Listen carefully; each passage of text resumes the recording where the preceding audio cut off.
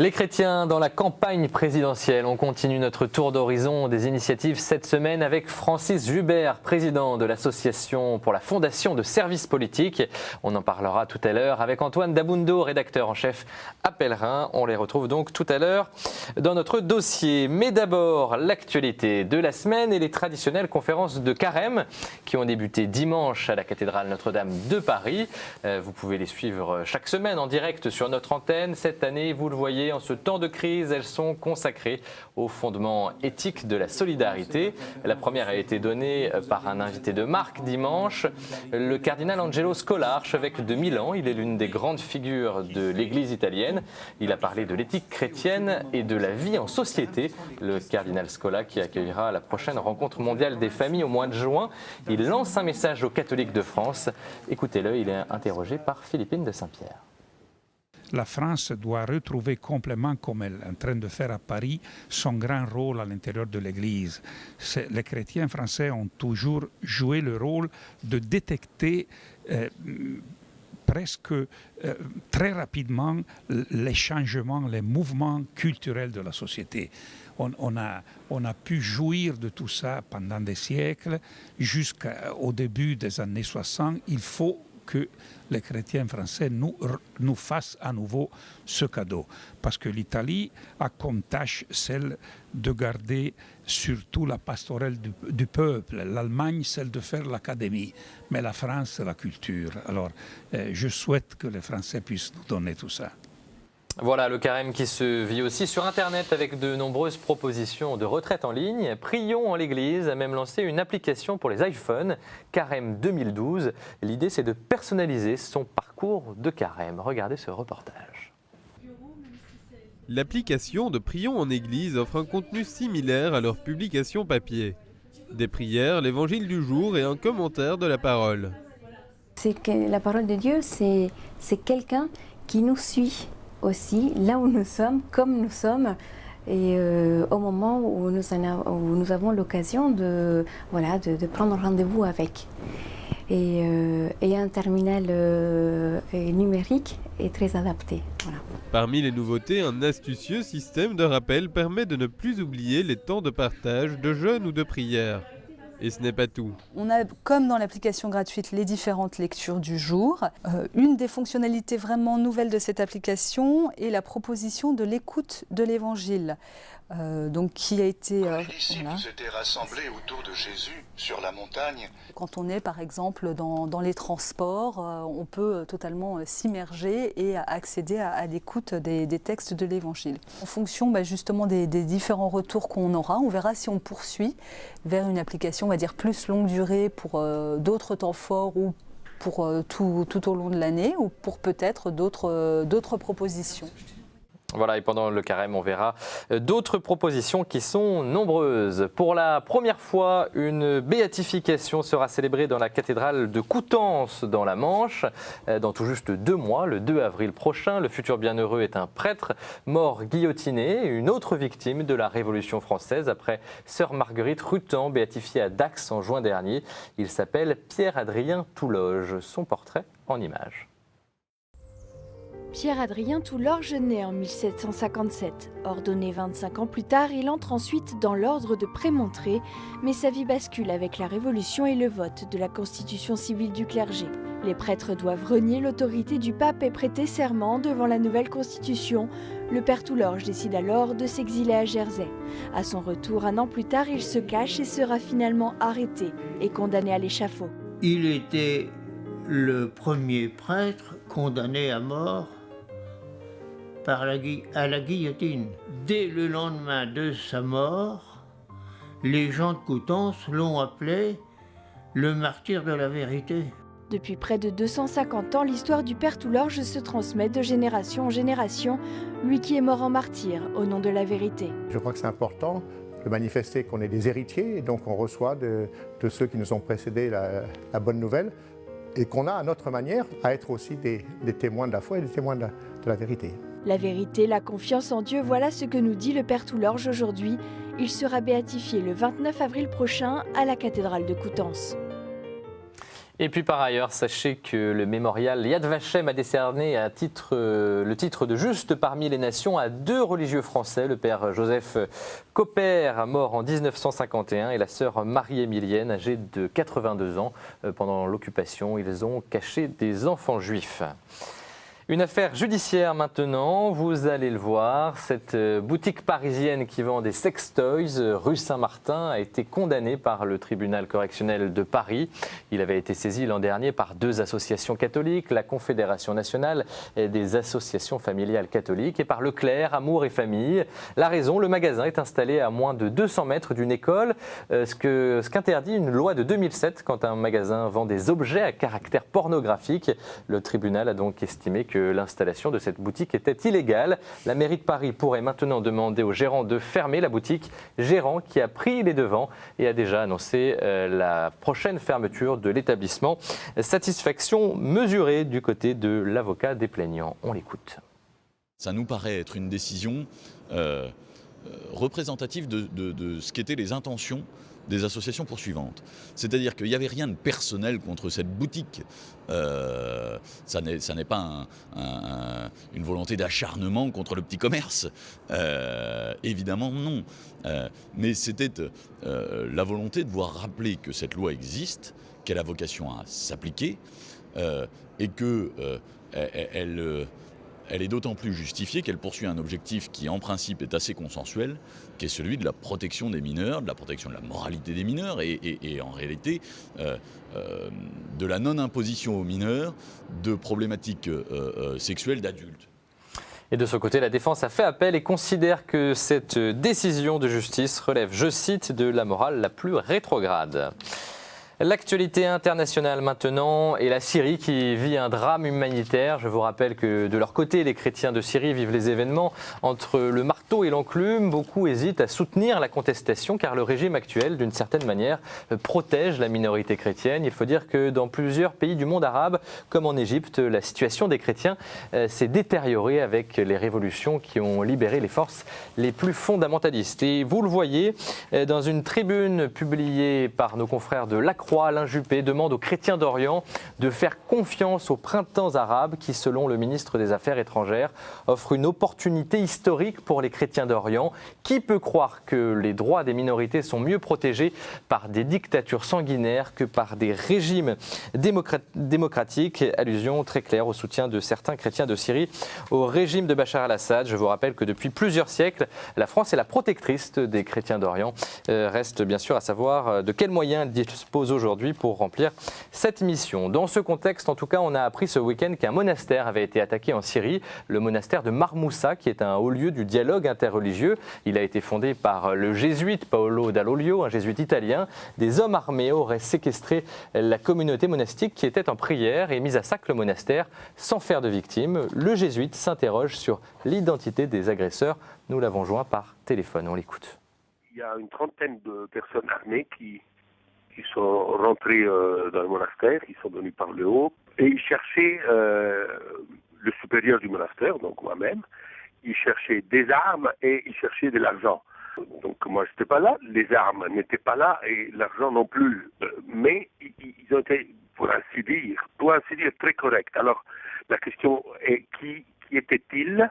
De leur façon de parler, de différentes questions qu'ils posaient à droite, à gauche, etc., nous croyons que c'était des contrebandiers dehors la loi, organisés dans une bande très bien organisée. D'ailleurs, il y a plusieurs événements pareils dans la région et qui ils avaient reçu cette information qu'il y avait des armes dans le monastère.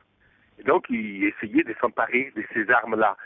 Et là, c'est évidemment la source de ma préoccupation profonde qui peut avoir émis cette calomnie envers le monastère et pour quelles raisons?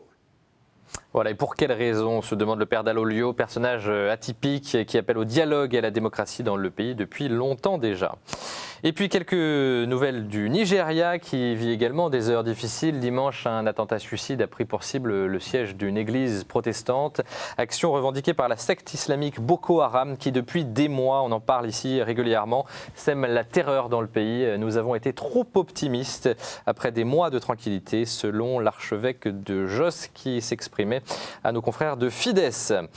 Voilà, on aura bien entendu l'occasion d'en reparler. Tout de suite, la chronique du père Jean-Robert Armogat qui a choisi de parler de la question de l'éducation en ce temps de campagne électorale.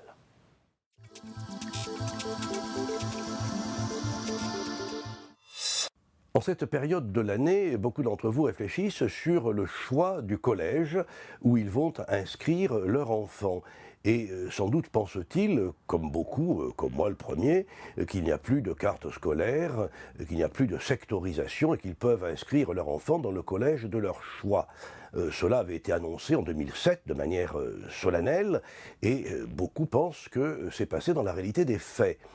Il semblerait qu'il y ait eu seulement une circulaire ministérielle demandant au recteur d'académie d'assouplir la sectorisation scolaire et de donner davantage de dérogations. Cette circulaire n'a pas été suivie de beaucoup d'effets. Les dérogations sont rares, elles sont données davantage dans certains secteurs, par exemple en Hauts-de-Seine, et un peu moins dans d'autres départements, comme par exemple la Seine-Saint-Denis. Mais je ne vais pas me prononcer sur le bien fondé de la sectorisation. Je ne suis pas compétent pour décider s'il vaut mieux que les parents puissent choisir le collège où envoyer leur enfant ou non. Je voudrais seulement que cette histoire nous serve un peu de parabole.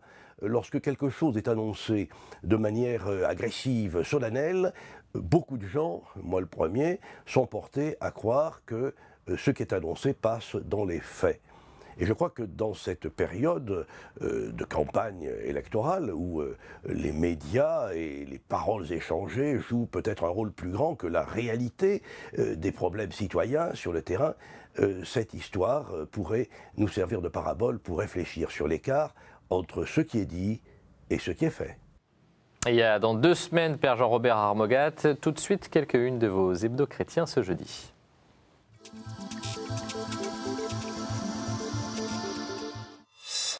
Et on débute cette revue de presse avec Pèlerin qui poursuit sa série très réussie sur les cathédrales. Cette semaine, la cathédrale de Bayonne vue du ciel. Pèlerin qui par ailleurs a rencontré Dominique Gerbeau, ancien rédacteur en chef à La Croix, aujourd'hui président de Reporters sans frontières, qui revient sur les graves événements de Syrie. La situation de la liberté de la presse n'est pas négociable selon lui. Cette question sur la crise en une de Famille chrétienne, la fin de l'ultra-consommation, enquête sur ceux qui promeuvent d'autres manières de consommer et d'entreprendre. Spécial carême pour la vie qui met en une 40 façons de prier. À noter par ailleurs un reportage passionnant dans les coulisses de la campagne présidentielle américaine où les candidats républicains misent sur la religion en oubliant les enjeux sociaux. Et puis Désabusé, c'est le titre de Réforme cette semaine qui s'intéresse aux ouvriers en cette période électorale. Longtemps soutien traditionnel de la gauche, certains se disent prêts à voter pour l'extrême droite ou s'abstenir en avril prochain, en tout cas selon l'hebdo protestant. Il sera également question de politique dans notre dossier.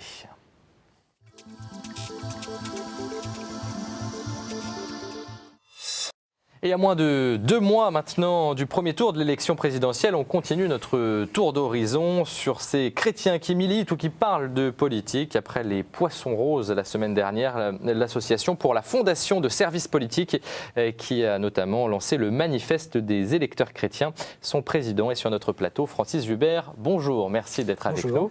Et puis à vos côtés, Antoine Dambundo. Bonsoir Antoine. Bonsoir. Je rappelle que vous êtes rédacteur en chef à Pèlerin. Francis Hubert, d'abord une question sur la mission de cette fondation. C'est quoi un groupe de réflexion de chrétiens, de laïcs chrétiens? Comment on peut qualifier ce que vous faites? Un tout petit peu de mise en perspective. Les Poissons Roses, c'est une initiative, je crois, toute récente. Et la fondation s'inscrit dans la perspective longue. Nous sommes nés il y a 20 ans, puisque nous fêtons notre 20e anniversaire. Nous sommes organisés ces dernières 20 années pour peser dans le débat politique et pour faire que sur les grandes thématiques sur lesquelles les chrétiens aimeraient faire entendre leur voix, bien que la voix des chrétiens soit portée, soit entendue et que nous puissions peser dans les élections en particulier. Ce qui fait qu'à l'occasion des élections présidentielles, tout particulièrement, nous mettons en place un dispositif lourd qui fait que partant si vous prenez un triangle, en haut du triangle vous avez à peu près 5000 décideurs que nous adressons tout particulièrement, mais ça à année longue, au fil de l'eau, c'est les parlementaires, ce sont les évêques, on parlait tout à l'heure des évêques, à qui nous donnons la parole dans des colloques que nous organisons, comme récemment avec les économistes catholiques, Monseigneur Moulin-Beaufort est intervenu avec nous sur la doctrine sociale de l'Église appliquée à la crise que nous traversons. Donc ça fait avec les lecteurs Liberté Politique, puisque nous allons publier une revue, nous avons publié une revue qui en est à son 56e numéro. Oui, il y a beaucoup de choses.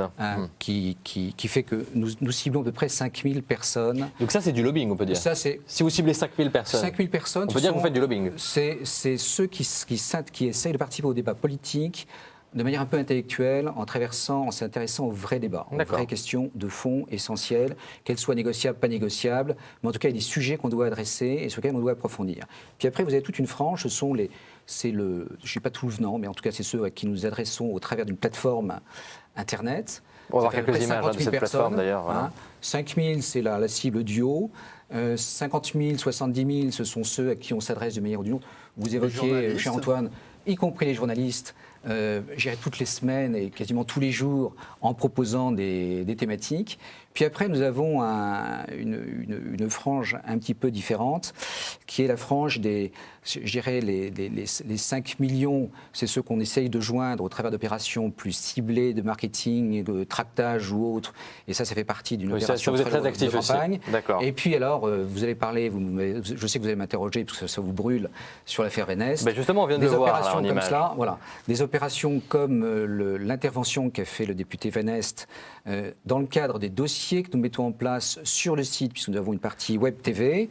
Il est intervenu à notre demande sur un des dossiers qui était la famille. C'est un député UMP qui a eu des propos chez vous sur l'homosexualité dans le cadre d'une longue interview. Dans le cadre d'une interview que nous faisions à l'occasion d'un débat sur l'éducation, sur la famille, puisque nous avons un dossier sur la famille, nous avions des dossiers sur la dette, nous avons des dossiers sur l'Europe, nous avons des dossiers sur les finances, sur la thématique de la famille, qui est une thématique importante pour des chrétiens. Nous lui avons donné la possibilité de s'exprimer, il s'est exprimé avec les mots qui ont été les siens. Vous avez remarqué que ce point particulier qui a été relevé, c'est un point... Parce que l'interview dure longtemps, une vingtaine de minutes. C'est à peu près l'espace. On a relevé le point sur la déportation des homosexuels. Ce point a été relevé. Vous avez remarqué qu'il y avait d'autres points sans doute au moins aussi intéressants, et en tout cas beaucoup plus sur le fond. Qui auraient pu faire polémique. Voilà. Qui auraient peut-être pu faire polémique, mais qui étaient des points d'intérêt, en tout cas, sur lesquels nous souhaitions avoir son avis. Nous l'avons entendu. Écoutez, ça nous a permis, ça c'est le bon côté des choses par rapport à parce que ça a pris une ampleur considérable. Voilà, pour conclure sur cette affaire. Ça nous permet effectivement de toucher, à la limite, si vous passez les 5000 qui étaient la cible que nous visons, qui sont les personnes sur lesquelles nous comptons travailler sur le fond, et bien quand on travaille en visant l'ensemble de la population française, eh bien, je crois qu'il n'y a plus une personne maintenant qui n'a pas entendu parler d'une manière ou d'une autre. Christian Vénest, Liberté Politique. Antoine, c'est un bon coup, c'est ce qu'on appelle un bon coup, ça, pour des journalistes. Pour les journalistes, le phénomène est assez connu. C'est que le scandale ou la polémique forte fait un peu plus parler de vous que lorsque vous faites. Mais moi, je ne reproche pas du tout à la Fondation de services politiques d'avoir fait ce travail dans le cadre d'un dossier que j'ai regardé, qui est d'ailleurs fort complet, et d'avoir interrogé ce député. Simplement, ces effets médiatiques sont aussi à contre-coup. C'est-à-dire que je pense malgré tout que la polémique a pris le dessus sur le fond du dossier. C'est-à-dire que je ne suis pas sûr que les gens soient rentrés en profondeur dans le dossier que vous proposez. Et je pense aussi que les propos du député, même s'il a été rudement attaqué, peut-être à tort d'ailleurs, semble-t-il, sont contre-productifs dans le dossier que vous avez préparé, puisqu'il intervenait sur le mariage homosexuel principalement pour dire qu'il était contre. Et on voit mal quel est le rapport entre le mariage homosexuel aujourd'hui et la déportation des homosexuels durant la Seconde Guerre mondiale, qu'il conteste d'ailleurs, et il semble qu'il ait plutôt raison de le contester, puisque des historiens compétents se sont déclarés là-dessus, mais on voyait mal l'expression du rapport entre les deux. En tout cas, et je crois sachez que du côté de la Fondation, il n'y a certainement pas eu ni montage, ni manipulation. Non. Et je donne 3 dates. Vous n'avez pas essayé de faire un coup, quoi. C'est pas un coup. Certains ont pu imaginer qu'il y avait un coup. En réalité, l'enregistrement avait été fait le 1er février. Donc c'est intéressant d'avoir parce qu'après on imaginait que... Et c'est ressorti plusieurs semaines après. Mais c'est ressorti le jour où Nicolas Sarkozy annonçait effectivement qu'il se présentait comme candidat à la présidentielle. Alors voilà. Donc du 1er février à la date de... C'est le 14. On va conclure là-dessus, mais voilà. Donc, vous n'avez pas préparé ça pour faire... aucune préparation. C'est ce que vous dites. Hein. Nous sommes au contraire dans une planification de dossiers et nous déroulons toutes les questions qui nous paraissent importantes pour que les chrétiens qui ont envie de se positionner par rapport à une élection importante pour notre pays, sans parler législative, puissent s'emparer des questions sereinement. Et puis avoir un comportement cohérent par rapport à là, dans ce qui se passe ces jours-ci dans la campagne, est-ce qu'il y a des choses que vous relevez qui vous semblent importantes rapidement, parce que là, on a déjà entamé une bonne partie du dossier. Qu'est-ce que vous retenez ces jours-ci dans la campagne, le ton de la campagne, par exemple? Le ton, d'abord, je trouve qu'il y a sans doute des propos un peu excessifs, beaucoup d'altercations, et l'entourage de la campagne, à mon sens, les équipes qui sont derrière poussent peut-être à la faute. Et il y a, en tout cas pour nous qui sommes très vigilants sur les questions d'éthique, de cohérence entre les programmes, les idées, et puis le bilan qui est le sien et ce que l'on veut faire, ça me paraît pas très sain. D'accord. Il y a deux sujets qui pour moi, sont en train d'émerger. Je prends le sujet de l'euthanasie qui vient d'émerger. Vous voyez ce débat. Préoccupation des poissons roses également. Préoccupation des poissons roses. Vous avez évoqué tout à l'heure l'homosexualité. Il y a un certain nombre de sujets qui sont des sujets très clivants pour des catholiques, pour des chrétiens d'ailleurs de manière générale. Et sur ces thématiques-là, on voit bien que les entourages, attention, dites cela, dites tout. Est-ce qu'on voudrait savoir si vraiment les gens pensent ce qu'ils disent? Et ce que nous souhaiterions, nous, c'est qu'effectivement, on soit un petit peu plus sérieux dans la manière dont on adresse les problèmes. Donc c'est une cohérence, Antoine. Moi, je ne conteste pas la fondation de sciences politiques d'avoir des centres d'intérêt, de services politiques, d'avoir des centres d'intérêt marqués. Je ferai simplement remarquer que les chrétiens, les électeurs chrétiens, ont des préoccupations qui rejoignent largement celles des Français et que la question du mariage homosexuel ou celle de l'euthanasie intéresse certainement les électeurs chrétiens, mais tout autant que les questions d'éducation dont on a parlé cette semaine et dont on peut mesurer que pour l'instant les messages envoyés par les politiques sont très en dessous des attentes des Français. On aura certainement retenu, parce que ça a été tellement martelé, que François Hollande souhaite augmenter le nombre les effectifs des enseignants de 60 000 sur 5 ans et que, au contraire, Nicolas Sarkozy souhaite continuer de baisser cet effectif. Les professeurs travaillent plus et gagnent 500 euros et de plus par mois. Mais tous les Français qui ont des enfants ou qui sont intéressés par l'école auront bien compris que les enjeux éducatifs aujourd'hui dépassent largement ce type de slogan. Vous aurez noté, vous qui faites des sondages, et nous avons fait 2 sondages équivalents sur le vote des catholiques. Sur le vote catholique, et vous, à la Fondation de services par politiques. un sondage que nous avions fait pendant l'été, qui rejoint tout à fait votre idée. C'est qu'effectivement, les chrétiens de manière générale sont attentifs au même thème que les autres.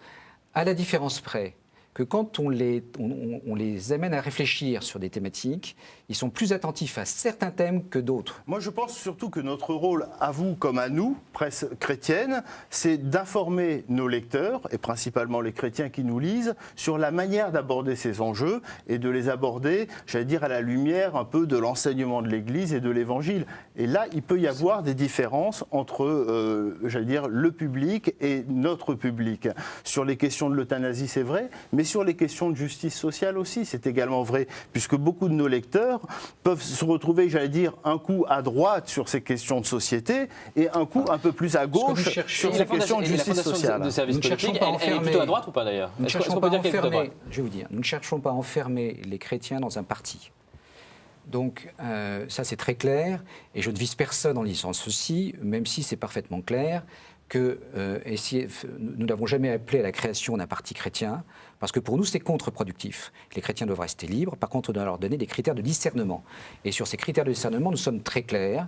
C'est la raison pour laquelle nous avons publié ce manifeste. Le manifeste renvoie très clairement à une orientation que nous partageons avec l'Église, puisque c'est la doctrine sociale de l'Église, et sur des points très très critiques, sans reprendre les orientations que donnaient le cardinal Ratzinger et Jean-Paul II, il y a des précisions qui sont données sur la manière d'aborder les questions en tant que chrétien, et ça effectivement on doit être très présent dans la campagne en rappelant les candidats aux exigences qui sont les nôtres, et on leur demande des comptes par rapport à ce qu'ils ont fait, ce qu'ils feront. Et vous avez l'impression que ça marche? Je vous pose la question à tous les deux, Antoine. C'est un travail de longue haleine, d'éclairer les consciences, d'informer, de faire de la pédagogie.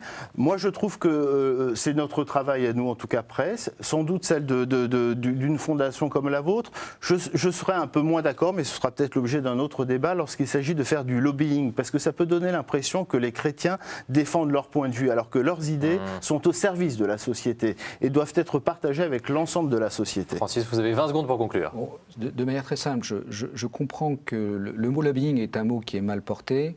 Dire que l'on veut porter la voix des chrétiens et que nous voulons peser, que nous organisons pour peser dans les choix, ça me paraît quelque chose d'assez légitime.